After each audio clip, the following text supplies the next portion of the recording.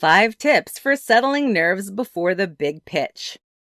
When you're preparing a sales pitch or presentation, it's typical to feel a bit nervous. In fact, 75% of adults, that's 3 out of 4, have reported struggling with glossophobia, which is a fear of public speaking. Therefore, you shouldn't feel that you're alone in your struggles.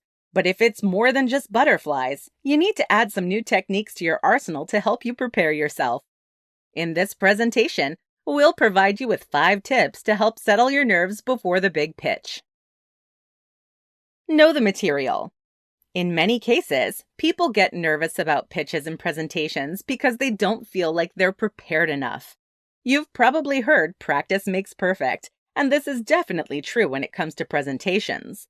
The more you practice, the less you'll worry about not being prepared, and the more confident you'll seem. Of course, knowing the material is more than just knowing what is on the next slide. It also means that you understand what you're presenting.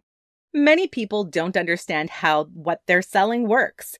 However, in order to sell your product or service, you need to understand the problem it solves. This brings us to the next step. Research the audience. In the first tip, we focused on being prepared by knowing the material you're presenting to the audience. However, preparation also involves knowing your audience and adapting the material to fit them. This is one reason why you shouldn't have a script, because you may miss a few necessary points, but you must be prepared to answer questions that may be asked. When you know who'll be in the audience, you can learn to anticipate the questions and prepare your answers. Consider reaching out ahead of time to find out more about your audiences so you can be ready. Have a map, not a plan. When preparing a presentation or pitch, many people try to create a plan.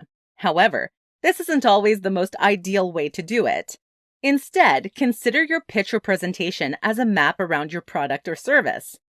Sure, have a script ready, but ultimately allow the audience to lead by the questions and interests they express. Of course, this goes back to the first 2 points, knowing your audience and your material. This will help you deliver a more personalized pitch or presentation and avoid a panic attack in the process. Check the tech. Keep in mind that different venues will have different tech. You may be using someone else's computer or having to interface your own with someone else's monitor, smart TV, or projector. Then again, you may be screen sharing with your audience members various devices.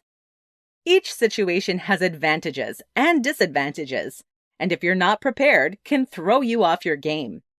Therefore, find out the capability of the available tech ahead of time and, when possible, use your own. If you're required to use the in-house tech, ask for time to familiarize yourself with it before the presentation so you're not stumbling through it blindly. Center yourself. For some, a visit to the gym helps to calm their nerves. Others prefer an approach that is less physical and sweaty, such as meditation. Then again, there are others who fall somewhere in the middle. They're not gym bunnies, but they're not interested in full-on meditation either. This is where mindfulness exercises come in, and one of the most common ones is the 5-4-3-2-1 technique. In this technique, you simply focus on 5 things you can see, 4 things you can hear, 3 things you can feel, 2 things you can smell, and 1 thing you can taste. This should be enough to help you be present in the moment and bring your anxiety down a few notches. Final thoughts.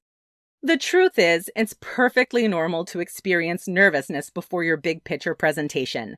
However, if you find that your nerves are getting out of hand, try these 5 tips to help settle your nerves beforehand. While you may never fully get over your anxiety surrounding public speaking, you can make things easier for yourself.